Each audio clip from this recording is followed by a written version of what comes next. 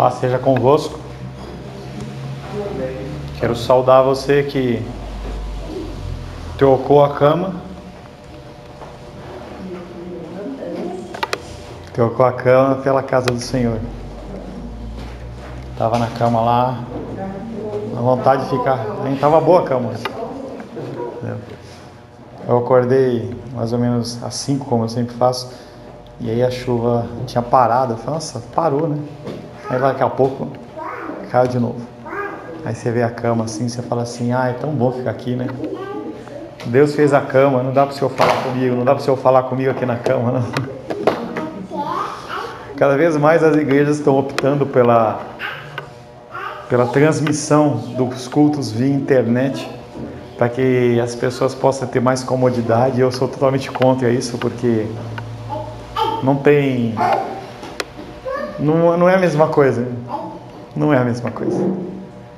Se tivesse internet na época de Jesus, eu duvido que ele fosse transmitir a multiplicação dos pães através da internet. Ele não ia, não. As pessoas, elas precisam estar juntas, as pessoas, elas precisam se ver, se tocar, sentir o cheiro, entendeu? Nós não somos animais, mas nós somos parecidos e nós temos essa necessidade.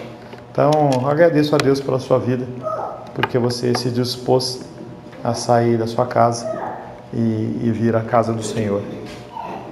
Quero nesse momento colocar na presença de Deus esse tempo que nós estaremos meditando, pedindo a Ti que o Senhor possa nos abençoar. Nós temos que cada vez mais conhecer a Deus. Ontem iniciei um grupo lá de estudo, de aula, né? Uma matéria lá, falando sobre o reino de Deus. E algumas pessoas cruas dentro do que nós falamos, ainda com aqueles conceitos antigos de que a pessoa é tão boa, tudo é tudo tão certo, é maravilhoso, é os anjinhos, né? E você começa a falar um pouco, as pessoas elas ficam assustadas. E a gente sabe que é Deus trabalhando e agindo. E eu peço que o Senhor possa continuar a trabalhar na nossa vida nesta manhã. Estamos trabalhando o ser de Deus, seus atributos. Estava olhando o livro, né, de onde nós tiramos esse estudo. Estamos acabando esse tema da vontade de Deus. O último tema é o poder soberano de Deus, que nós vamos ver na sequência. E nós já temos que buscar um novo tema para estudo, para que a gente possa nos dedicar nas manhãs de domingo. Esse tema, eu nem fiz as contas não, mas deve ter passado de 2 anos que nós estamos meditando no ser de Deus. E há tanta coisa ainda para se aprender dele, há tanta coisa ainda para nós ouvirmos dele, mas esta é a porção que o Senhor tem nos dado. Na semana passada nós estávamos falando sobre esta vontade de Deus e a aplicação disso, de tudo isso que nós falamos. Para que você ouve isso? Para qual a motivação sua? E nós falamos na semana passada, começamos a falar que a primeira coisa é que nós temos que procurar conhecer a vontade de Deus, e o sentido de procurar mesmo. E vem à mente aquela parábola lá da dracma perdida, em que a mulher, ela percebe que uma moeda dela está faltando e ela varre a casa inteira e ela procura com diligência, procurando, até que ela acha e ela fica contente e fala para as pessoas, olha, achei a moedinha que eu perdi, entendeu? O sentido de procurar a vontade do Senhor é exatamente essa, você conhecê-lo. Não há como nós obedecermos a Deus, não há como você viver o cristianismo sem conhecê-lo. As pessoas têm as dificuldades exatamente porque elas não conhecem a Deus. Elas têm uma ideia de Deus, um pensamento de Deus. É como, por exemplo, no matrimônio, a pessoa olha e fala assim, como é legal, como é lindo. A gente vê bastante isso em shows, aqueles cantores lá cantando e as mulheres gritando, entendeu? Eu quero casar com você, placa, eu te amo. Te via muito isso em shows do Elvis Presley e tal, Beatles. Será que a pessoa conhece com quem que ela está querendo conviver? Não conhece nada. Antes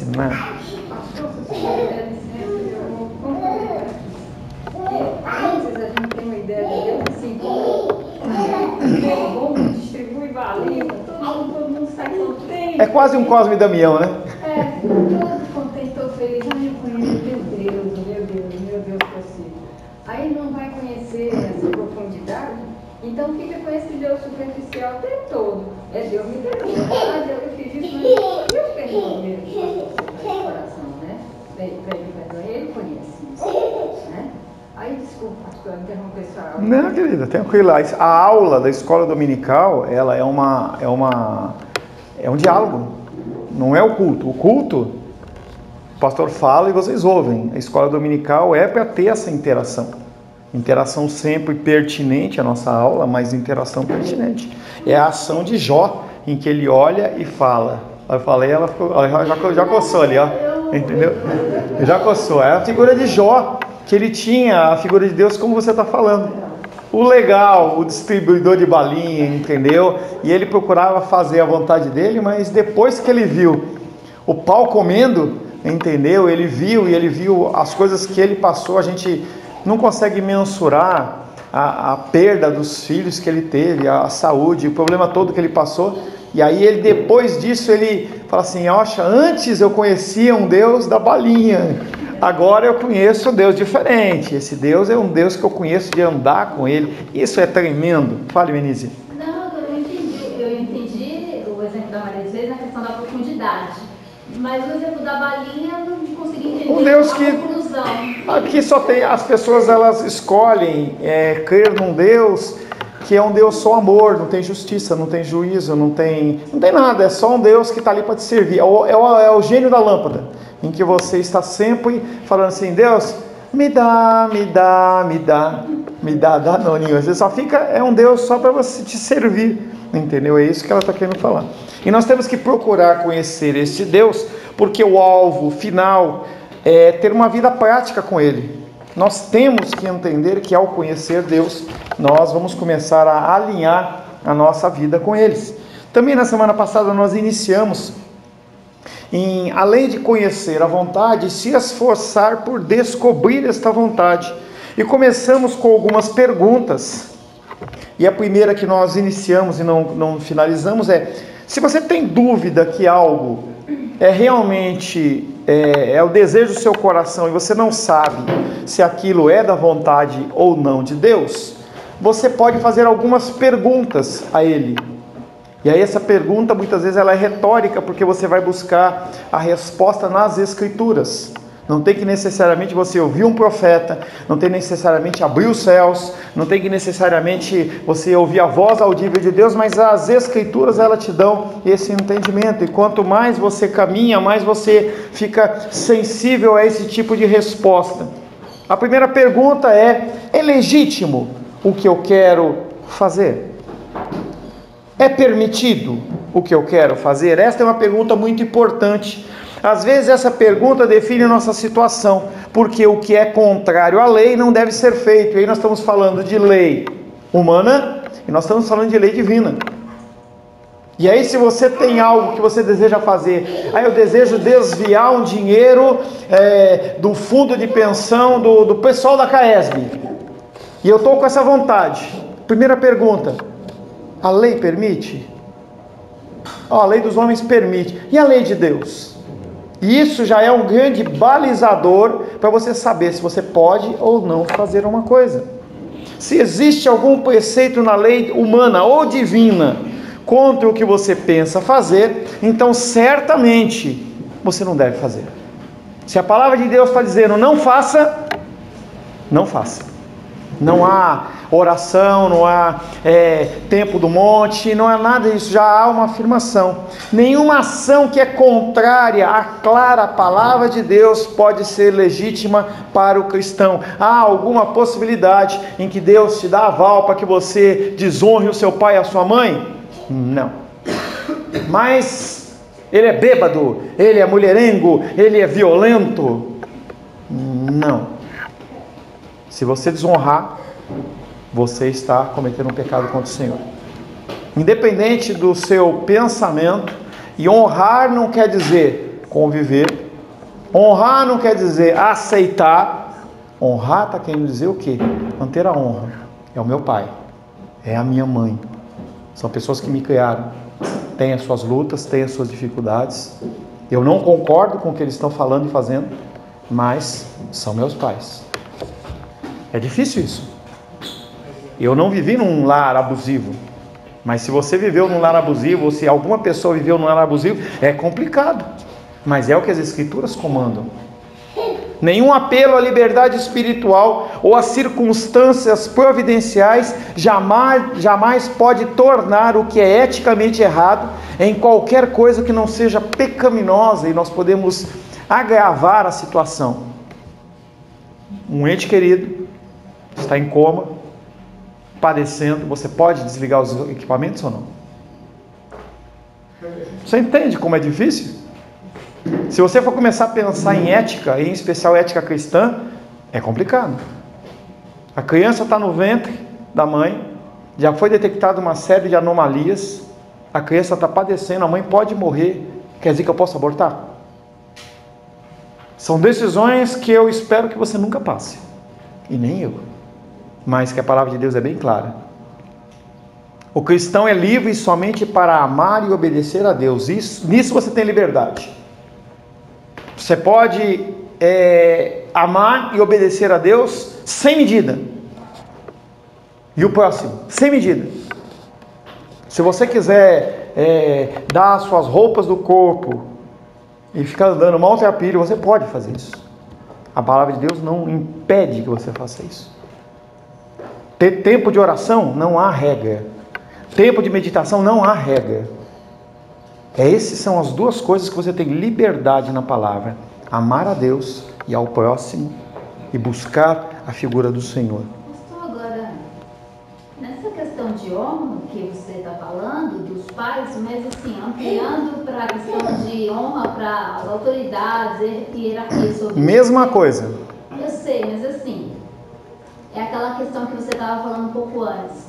Se entra em contradição com a palavra de Deus, a palavra de Deus é superior. Eu já falei, quando eu fiz a exposição, eu disse: você honra a pessoa, mas você pode não concordar. Entendeu? Independente da sua ideologia. Nós tivemos aí, sei lá quantos anos do governo do PT. Tá? Independente de você concordar ou não, chamar ela. Eu lembro que uma vez uma pessoa fez uma piadinha lá da Dilma, lá não sei o quê, ela como presidente. Não concordo. Não, para mim não fez um bom governo, mas eu não tenho direito a ficar postando a anta, fazendo piadinha. Não. É uma autoridade constituída por Deus, porque a palavra de Deus diz: nenhuma autoridade que existe, ela não é autoridade se não for constituída por Deus. Ponto. E eu não preciso concordar com Nicolás Maduro, eu não preciso concordar com Hitler, eu não preciso concordar com ninguém, mas uma coisa é você discordar e outra coisa é você ter respeito. Respeito é a mesma coisa em relação à religião, entendeu? Se você vê uma pessoa que é da Umbanda, você não tem que concordar com o que ela pensa, você não tem que sentar na mesma mesa que ela, mas você tem que respeitar. Você tem que respeitar, não é momento de você ficar invadindo a igreja católica e roubando imagem, tocando fogo em templo, não é isso. Não é isso que Deus pede. A nossa liberdade é amar a Deus sobre todas as coisas, o próximo como a nós mesmos. Pastor, sobre os pais, Oi? fica bem claro, em Efésios 6, de 1 a 3, fica muito claro isso aí da honra, né? Ele diz que é porque é justo. Se você tem que honrar, porque é justo, né? É justo, é justiça de Deus, foi ele que criou. E a ordenança, entendeu? A gente esquece. Mas aí ele faz a tal da promessa, para que te vá bem, viva muito tempo sobre a terra, mas é um mandamento com a promessa, um mandamento que ele manda, obedece pai e mãe, porque isso é justo. Aí ele diz, para que te vá bem, viva muito tempo sobre a terra. E é uma ordenança, a gente esquece que nós somos servos e o servo é numa condição de escravo e nós não temos opção nem direito. Sempre vá para os escravos, os negros ou índios, vá para os escravos e vê que direito eles tinham. É aquilo lá o reflexo da sua vida perante o cristianismo. Tá? Esse é o reflexo. Tá? O cristão é livre somente para amar e obedecer a Deus. Aqui repousa a verdadeira liberdade. Não há nada que deva fazer você deixar de buscar a verdade de Deus. Nem que o anjo do céu venha e lhe diga que você tem de fazer algo que seja contrário aos preceitos de Deus, você não deve fazer.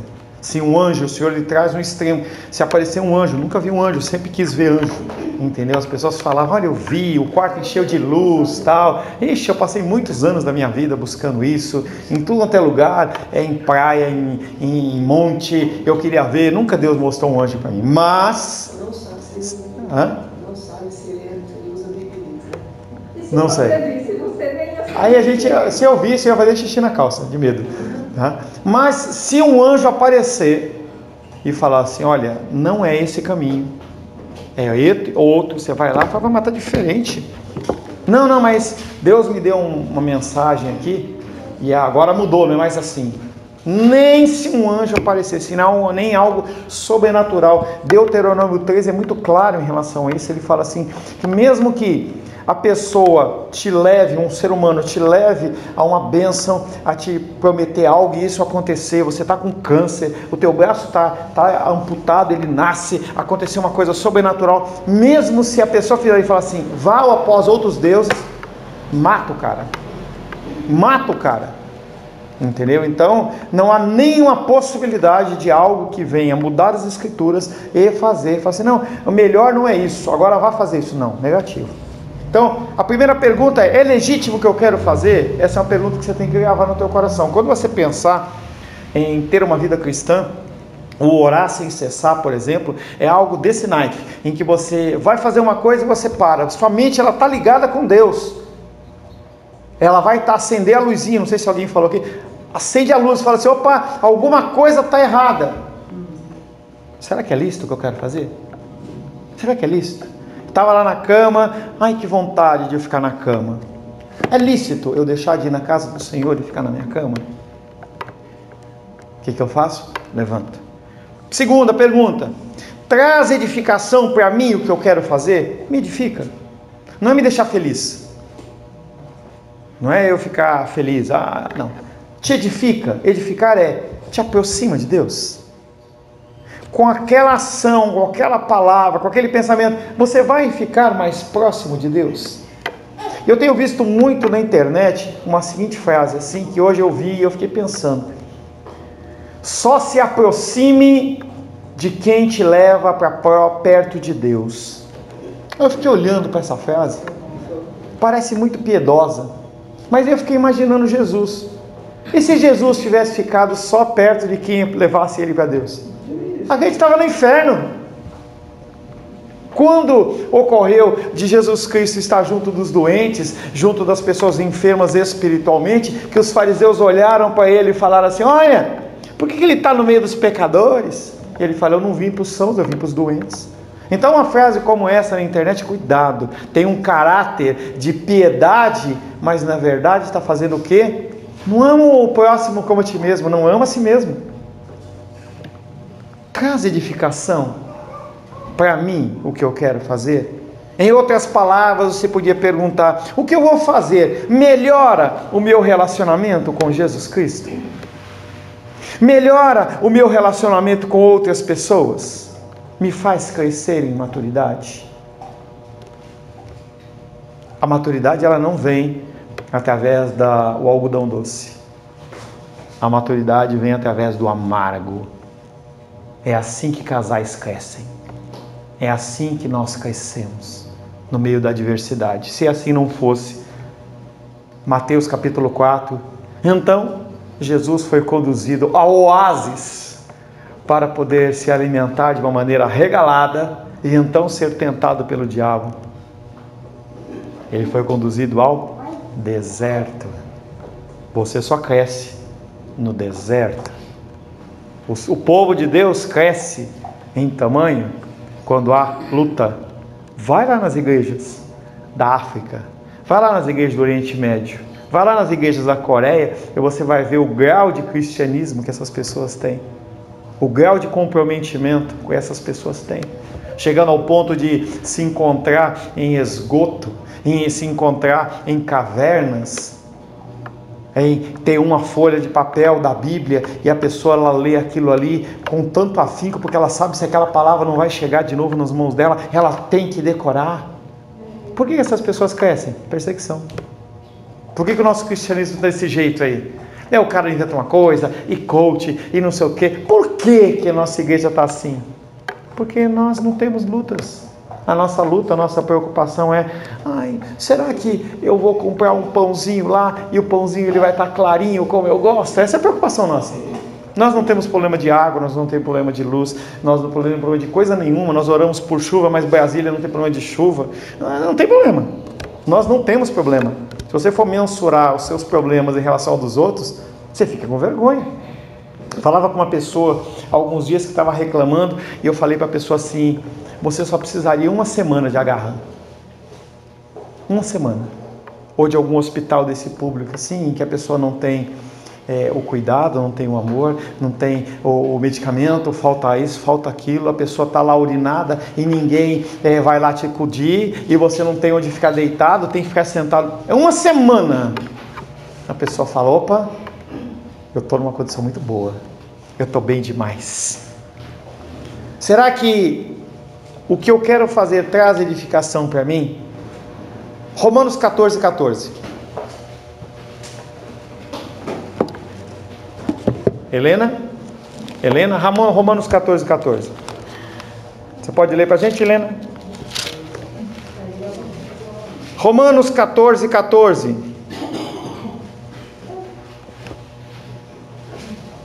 Eu sei.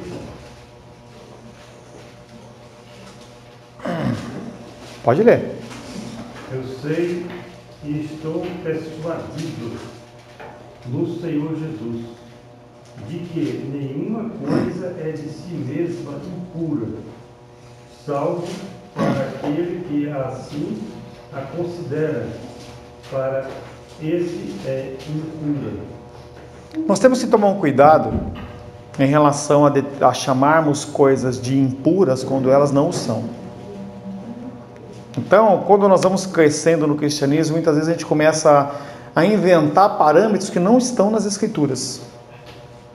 Nem todas as coisas, elas são pecaminosas, no sentido de coisas a serem feitas.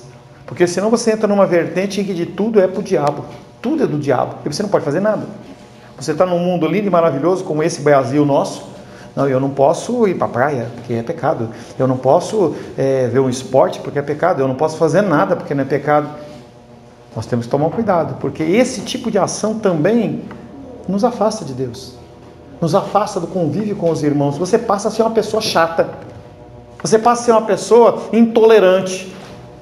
E isso não te traz próximo a Deus. Algumas dessas coisas são lícitas, mas nem todas convêm.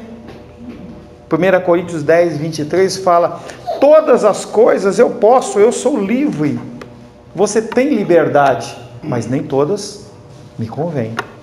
Nós temos que tomar um cuidado com essa: eu posso comer carne, não posso comer carne, eu posso beber, não posso beber, posso fazer isso, posso fazer aquilo, mas será que convém?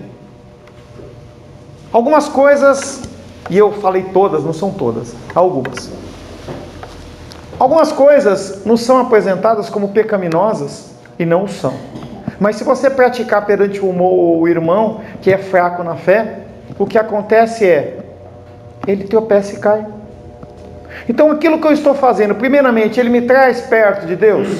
Segundo, ele ajuda as pessoas que estão à minha volta a permanecer ou conhecer a Deus.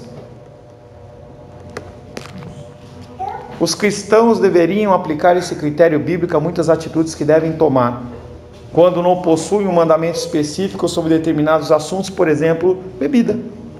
A palavra de Deus, em um ponto, diz: não embriagai-vos, mas enchei-vos do Espírito. Mas há pessoas que entendem que você não pode colocar uma gota de álcool. Inclusive, quando Jesus Cristo ele fazia ceia, ele não usava vinho. Ele usava néctar de suco de uva, daquela caixinha.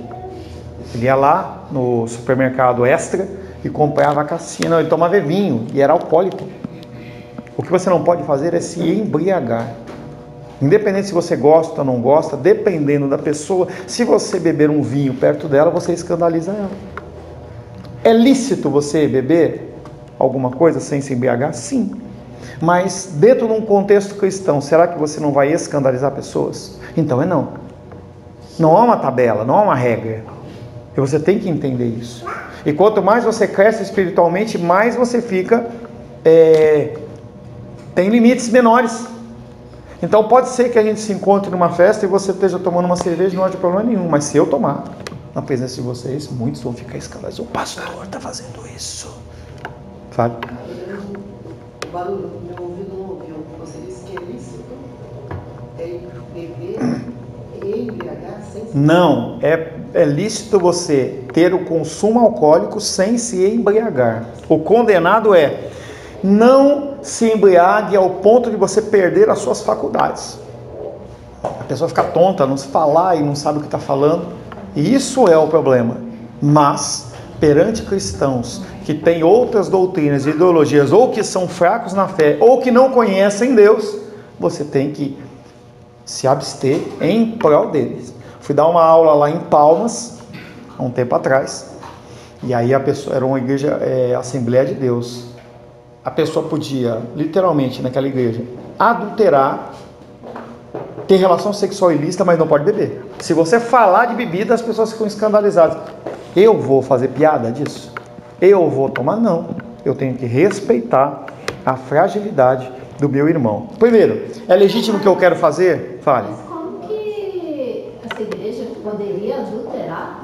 Querida, é um exemplo, minha flor.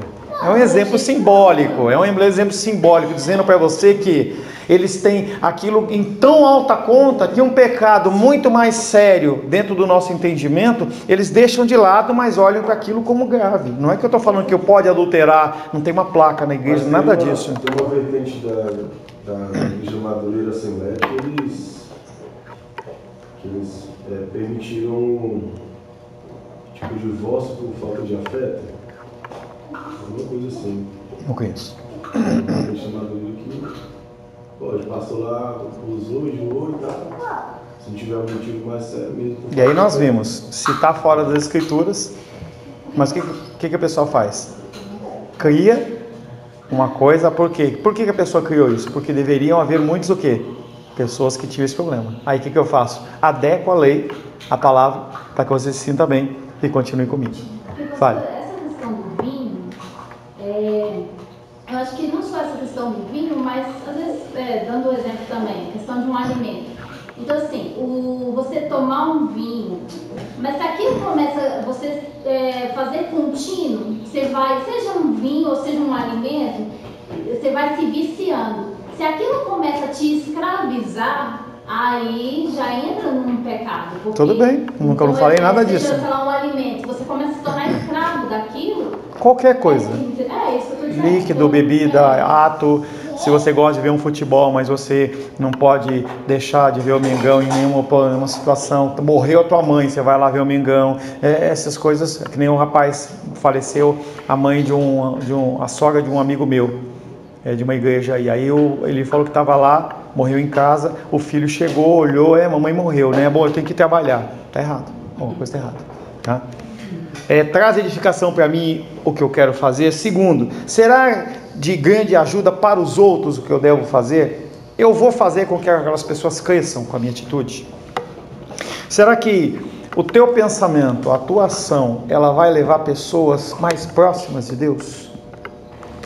Eu não posso perguntar, será bom somente para mim, mas também para o bem-estar dos outros.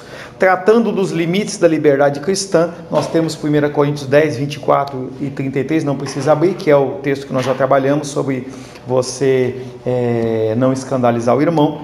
A preocupação de Paulo era de ajudar muitas pessoas, mesmo que fossem seu próprio prejuízo. Então naquela época, por exemplo, lá na igreja de Corinto, lá naquela região, tinha uma grande igreja que chamava-se a igreja da Diana dos Efésios. E lá havia muito sacrifício. Então a prática de adoração era relações sexuais no altar, com as prostitutas e prostitutos cultuais. As pessoas saíam do altar e iam buscando pessoas para levar para o altar, para ter relações sexuais. Era o culto daquela igreja, tá? E aí também tinha uma área lá em que eles sacrificavam enormemente quantidade de animais. Sangue sempre foi vida. Sangue sempre simbolizou uma oferta a alguma divindade. E aí havia aquele sacrifício, e aqueles animais eles ficavam ali. E aí quando você ia lá no mercado extra, chegava lá, a picanha estava R$50 o quilo, mas o cara estava vendendo a 10. E as pessoas começaram a comprar, inclusive cristãos. E os novos convertidos que tinham saído da religião de Diana olham e falam assim: como é que é isso? Vocês estão comendo comida de demônio? E o apóstolo Paulo vem e fala: se escandaliza o teu irmão, abre mão de você comprar a carne mais barata, porque carne, se ela está consagrada a demônio ou não, se você consagrou a Deus, acabou, Deus é o maior. Mesmo dentro do espiritismo funciona dessa maneira. Quando você vai no espiritismo, você vai lá na macumbaria, você fala assim: olha, eu estou com um problema com essa situação. Aí o cara oferece para uma divindade maior, e a divindade maior, isso não é um ciclo que não acaba. Sempre tem alguém querendo tomar o lugar e receber. É a ideia e o pensamento deles. Então, mesmo dentro de uma cultura pagã, entendeu? Se você vai comer uma comida e você orar e consagrar ela, coma. É lógico que você não vai tentar Deus nem procurar fazer nada que as pessoas se escandalizem. Você está vendo que o alimento está lá, entendeu? Numa condição putrefata, você não vai comer aquilo. Olha como eu sou crente. Não é isso. Como havia uma igreja, ainda há, né? A igreja que fala assim: se a cobra picar você, e você como cristão, você não é picado. Aí o cara ficava andando com uma cobra. Eu vi o vídeo, o cara passando a cobra venenosa de uma mão na outra, aí a cobra falou e picou o pastor. E o pastor: isso não faz nada. O cara foi ficando amarelo, tombou e foi para o hospital. Se morreu ou não morreu, não sei. Isso chama-se tentar a Deus, é uma coisa muito diferente. O objetivo final de Paulo era ver as pessoas sendo salvas por meio daquilo que ele fazia. Tem limites? Tem. Tem limites? Tem. Por exemplo, minha opinião, tem igrejas de pastores que eu conheço em que eles têm lutas marciais dentro da igreja. Então, tem o culto, tem Santa Ceia, depois você afasta as cadeiras e aí coloca esses negócios de borracha aqui, vamos fazer um MMA. E aí o pastor ele dá um soco na cara do meu para a glória de Deus. Isso não existe para mim. Para mim não tem sentido. Vamos fazer um carnaval gospel aqui na rua para atrair. Não, para mim não tem sentido isso. Entendendo que Deus ele é soberano, ele faz o que ele quer, mas tem coisas que você olha e fala assim: não pode ser por esse caminho. Eu não posso ter que, para ganhar pessoas, agora eu vou criar esses tipos de coisa. Tem limites. Eu vou edificar o meu irmão, mas está errado. Eu vou fazer. Cuidado com o tipo de evangelismo. Jesus Cristo cura todo mundo, salva todo mundo, vem. Cuidado com essas coisas. Cuidado com essas coisas. Pode até ser bom para o outro, mas a gente parte do primeiro princípio. Está nas Escrituras. Deus aprova. Sempre o crivo final é esse. Você vai passando por crivos e você chega nesse. O que diz a palavra? Ela aprova ou não? Se ela não aprova, esquece.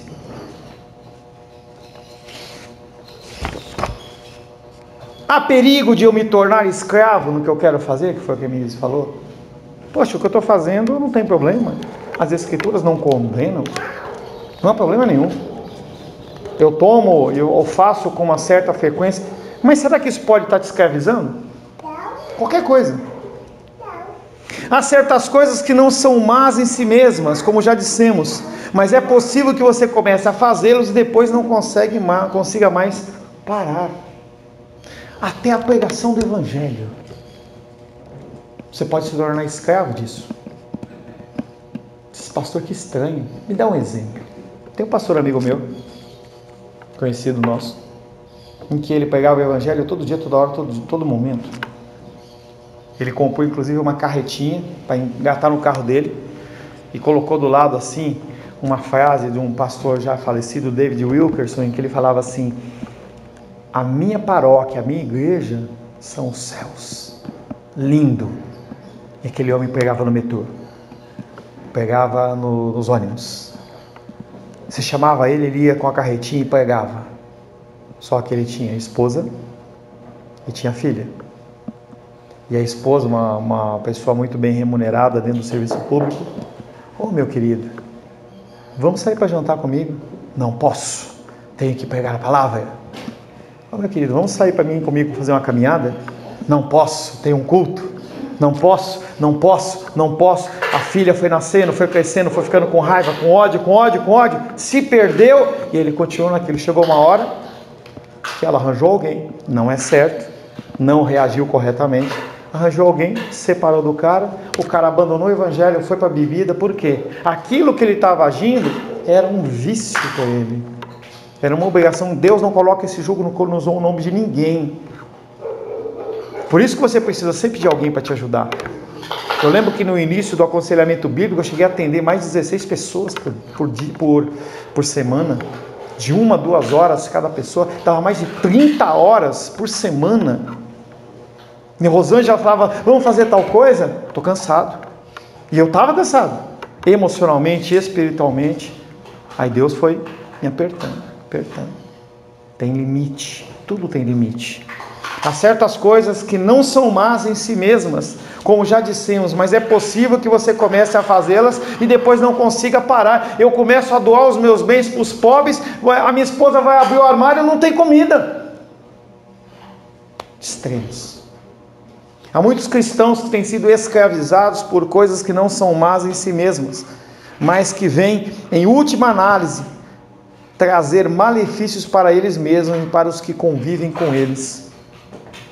Primeiro Deus, depois a sua família, esposa, marido, marido, esposa, depois disso, filhos, depois disso a igreja.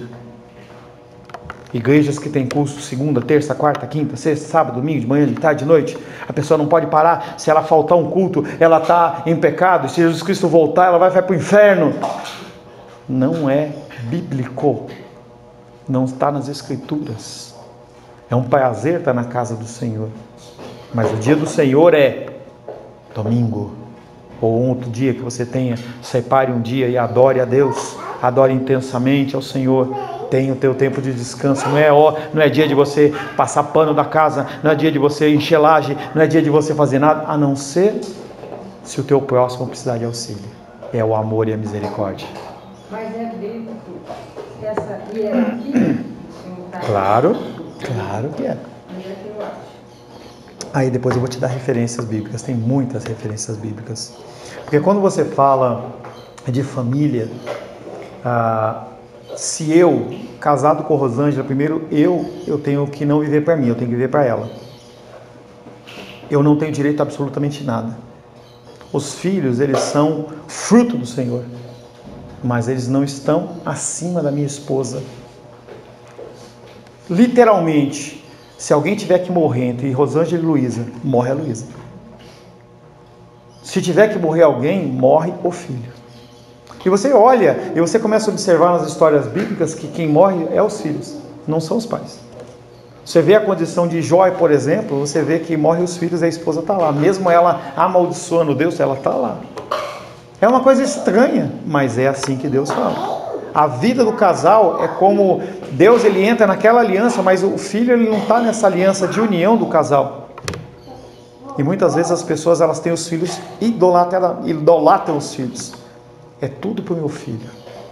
E aí a gente não deixa os filhos crescerem, a gente não deixa os filhos se aproximarem de Deus, porque a gente tem que fazer tudo. Mas depois eu passo referências bíblicas, e tem muitas referências bíblicas para você. Deus primeiro, não é igreja, Deus, seu relacionamento, sua oração, seu tempo na presença dele, família, igreja, e aí depois o resto, trabalho, lazer e todas as outras coisas. Se acontece com você, isso pode ser perigoso para o seu crescimento, quando nos tornamos escravos de um hábito, por exemplo, televisão. Podemos deixar de fazer coisas muito mais importantes na vida, como conversar em família, ou podemos deixar de produzir muitas coisas boas para o proveito nosso e dos outros. E aí você olha o telefone celular, pega o telefone celular de alguém e vai lá, consumo da internet. Vai lá ver quanto tempo a pessoa consome de cada coisa. Vê a quantidade de filmes que você vê por semana no Netflix. Se você for começar a fazer um grande bola daquelas de gráfica assim, você vai ver que o tempo do Senhor está espremidinho aqui, ó. Se tiver 1 minuto, 10 minutos, 5 minutos por semana, tempo de lazer. E aí você quer ter uma vida como de Jeremias. Deus, eu quero viver como Isaías. Eu quero estar na presença do Senhor quando Ele se transfigura. quer nada. Paulo diz: vou fazer uma coisa que é lícita, sem que eu corra o perigo de ser dominado por ela. Seja sábio ao praticar uma ação, verifique se ela não vai tornar você escravo dela. Saúde. Tem um pastor americano, que era um pastor que ele tinha envolvimento com pornografia, com coisas ilícitas. E aí, de uns 20 anos para cá que ele se converteu, ele tirou a televisão da casa dele, passou a dormir 6 horas da noite, 6 horas da tarde, entendeu? Ele acorda todo dia às 3 da manhã, 2, 3 da manhã, vai fazer a caminhada evangelística dele, orar pela cidade, entendeu? Ele fez isso quando veio aqui no Brasil, estava lá em Ceilândia. O cara falou assim: é perigoso. Ele falou assim: eu não confiar no meu Deus. Foi lá, ficou evangelizando e tal. E aí agora ele padece de saúde, está com 70 anos. Ele fala: o meu corpo, ele está cobrando a época que eu usava drogas e pornografia. Está lá atrás. Saúde é algo que vai te cobrar. Então a gente vê, por exemplo, numa época dessa de dezembro, vamos malhar, vamos para a academia, e as pessoas no Guará, Guará é uma cidade que as pessoas elas andam e fazem exercício e caminhada, e você vê os caras tudo fortão fazendo barra, as meninas com os colanzinhos andando pela rua, tal. Tem um senhorzinho que passa lá, deve ter uns 85 anos, o cara parece o Sylvester Stallone nos bons tempos, entendeu? Fazer exercício é necessário, mas não pode ser vício. Vou ficar 10 horas na academia, 5 horas na academia, 2 horas na academia. Eu vou ficar 10 minutos na academia. Aí eu vou ler a Bíblia. Ai, que sono, que cansaço. Não dá. Você entende que essas coisas, elas começam a pesar de uma forma negativa para você? E aí você cuida do seu corpo, você vai ter um corpo sarado. Talvez você não caiba no caixão de tão forte que você seja, e você vai ser comido pelos bichos lá no inferno. É tão interessante o ser humano ele dá tanta importância a certas coisas. Quando a gente vê a história de Salomão, é bem isso. Ele olha um homem que foi um dos homens mais ricos de todos os tempos. Ele tinha o que ele queria da época dele, ele tinha a mulher que ele queria, ele conquistava o que ele queria, ele fazia o que ele queria. Aí chegou uma hora que ele ficou velhinho, ele olhou para trás e falou assim: tudo vaidade. Essas coisas que eu fiz é como correr atrás do vento. Experimenta. Agora nós vamos para o nosso intervalo. Aí você faz o seguinte: você fica olhando assim para onde o vento está, tenta correr atrás dele. Não tem sentido. É o que o Salomão fala. A gente se preocupa com tantas coisas que é como se fosse correr atrás do vento. Eu me preocupo com isso, eu me preocupo com uma limpeza demasiada da minha casa, não precisa viver no chiqueiro, mas eu me preocupo com uma limpeza, e tem que estar tudo limpo, aquele desespero, você fica até com aquela doença, a toalhinha tem que estar aqui, eu meço com uma altura, aí você morre. Já falei para o meu pai, minha mãe vai ouvir essa palavra, e ele é uma pessoa que, se ele não tiver uma grande poupança em casa, uma grande quantia de dinheiro em poupança, ele não fica satisfeito. E eu falei para ele assim: pai, aproveita a sua vida, vai viajar. Não, tem que guardar, tem que fazer. Falei para ele: quando você morrer e esse apartamento ficar para mim e para minha irmã, nós vamos torrar ele. Nós vamos torrar ele, entendeu? Não vou construir um memorial lá. O senhor está afrontando seu pai. Não, conversando com ele. Fala para minha mãe: não, eu não posso comprar isso, eu não posso fazer aquilo outro. Aquele desespero. A gente tem que viver a vida, entendeu? Tenha a sua reserva financeira, guarde algo para os dias maus. É lícito, mas não fica desesperado, não fica nesse desespero. Olha, eu tenho que ter, se eu não tiver. Então hoje nós vimos, é legítimo o que eu quero fazer? Essa é a primeira pergunta. Segunda, traz edificação para mim? Terceira, traz edificação para os outros? Quarta, há perigo de eu me tornar escravo nisso? Ficou uma para trás que nós vamos ler semana que vem, que é: o que eu quero fazer? Traz valor para mim? É bom para mim? É bom, mas glorifica a Deus? A motivação de eu fazer isso é para quê? É para eu ser reconhecido ou para Deus ser glorificado? Quando eu oro para Deus: Deus, manda mais gente para nossa igreja, é porque eu quero ser reconhecido ou para glorificar a Deus? Porque se eu desejo mais pessoas na igreja, é bom para mim, vai ser bom para as pessoas, não é ilícito, não me escraviza, mas será que glorifica a Deus? E é a quinta pergunta que na semana que vem nós vamos ver. Fale, Menise. Não, nessa questão que você citou o exemplo do seu pai, o exemplo de Salomão, né? E tem aquele versículo que fala que adianta ganhar o mundo inteiro e perder sua alma. Então, tem a questão da sua alma e também aquela questão da dracma que você falou. Eu não sei se, eu não me recordo muito bem se naquela questão da dracma está falando da vida. Então, assim, o que é mais importante? A sua vida com Deus, a sua trajetória cristã e as vidas ao redor. Isso é o verdadeiro, assim, a essência do que realmente é a vida. Não essas questões que você falou do vento, mas realmente sua trajetória cristã e as vidas ao seu redor. Essa é a preciosidade, né? Amém. Senhor, em nome de Jesus, louvamos, adoramos e bendizemos o Teu nome por esse tempo na Tua presença.